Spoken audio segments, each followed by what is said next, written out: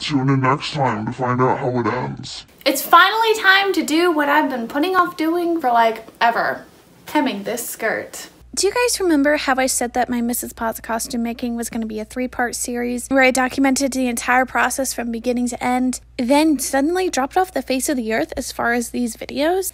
Yeah, so basically I finished the costume and then I never got around to like doing like a photo shoot or whatever that I really wanted to do, and then finally I decided it's been way too long and I might as well just finish these videos because you'll want to see them. Alright friends, so I just finished sewing on this golden thing. Wow, so I guess I just kind of really jumped into that. So basically this gold thing was supposed to look like you know, the like the bottom of a teapot, and oh, I guess I'm moving on to the next step. Never mind.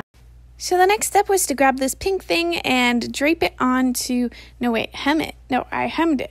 So funny story about this pink fabric. Basically, I ran out of the tablecloth that, you know, I made the other stuff with.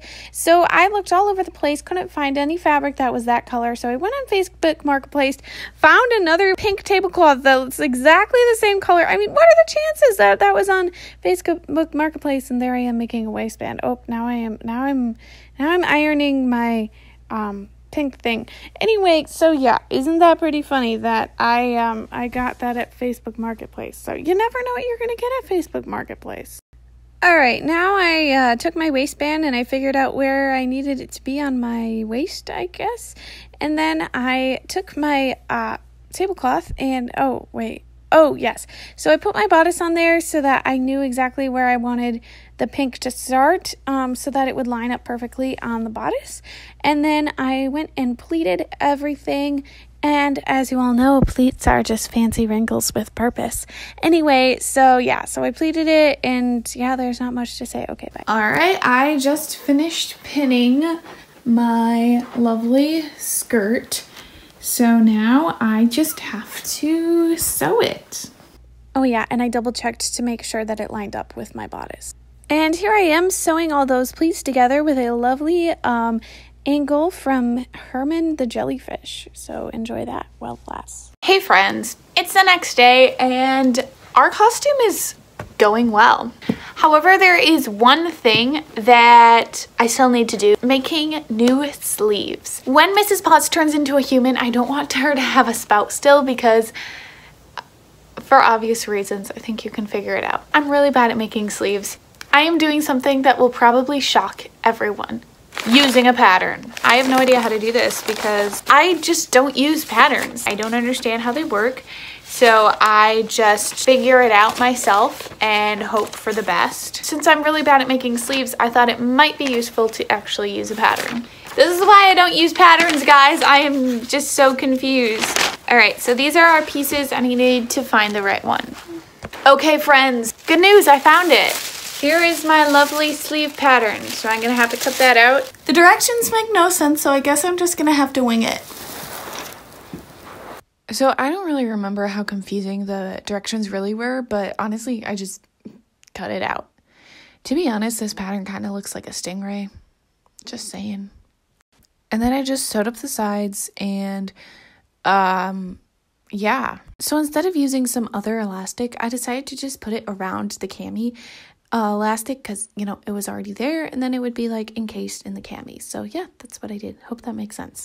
Okay friends, so the sleeves are almost done. I just have to make some sleeve bell bottoms. I was hoping that Micarah's video would have a little bit of an instruction about how to make the sleeve bell bottoms, but it didn't. But that's okay because I have eyeballs and I'm smart. Turns out I either don't have eyeballs or I'm not smart because I spent so long trying to figure this out and I could not. So basically I just gave up and just didn't do the sleeve bell bottoms. Sorry. So that concludes the footage I have of making this costume, so now I'll show you how I put it all together. So step 1 of the Mrs. Potts costume is the tank top with the 2 sleeves, and also shorts. Next is our lovely hoop skirt that just attaches with Velcro and a drawstring. Next we've got the overskirt, which I helpfully labeled with front and back since I accidentally made one side longer than the other. Alright, so how you attach this is that it's got the two ties, so you do the backs first, and then you do the front. I have to tie it so high up on my waist because, again, I made it too long, honestly. I don't want to trip on it. The next step is the clever bodice. I really love how this one turned out because you've got the zipper and then I have all these snaps. So that's what kind of hides the zipper, and you can't even tell that there's a zipper there. I did accidentally put some of the bottom snaps in the wrong place, and I never got around to fixing them because I just ran out of time, but that was kind of annoying. Next, I had these two hook and eyes on either side of the bodice to kind of anchor the skirt, because when I was doing all the acting that I had to do, sometimes the skirt would slip down, so that was a way to keep it together. The final step is just making the last few adjustments and making sure that all of the sleeves are tucked in correctly and the top. And that is the long, drawn out, extremely crazy process of putting on my costume. I am very warm already and it is very hot outside. My wig does not look the best right now, and the reason is because it has been sitting, doing nothing for a really long time. I cannot do hair very well, and my sister did it, and I don't want to make her do it again, so yeah, we just have to deal with this. Here's the costume. So here's the long-awaited grand reveal. Obviously, it wasn't completely exactly how I wanted it to be. I was made more ambitious than I probably should have been, but I really love how it turned out. The bodice was especially really hard. That probably took me the longest amount of time, but I love how it turned out, and I really love the coloring that ended up happening. I really love having the overlay that I used, and that was really fun and snazzy. Yeah, I really loved wearing this hoop skirt. It was honestly so much fun, even though I did take up like a ton of space backstage and stuff, but yeah. I'm a little teapot, short and stout. Here is my handle and here is my spout. If you haven't just like played around wearing a hoop skirt, I really recommend it. I mean, honestly, it makes me so happy. Like, playing with a hoop skirt is honestly the best thing ever. I had so much fun. Obviously, at the end of Beauty and the Beast, Mrs. Potts turns into a human. So this is what I ended up making for my Mrs. Potts turned into a human.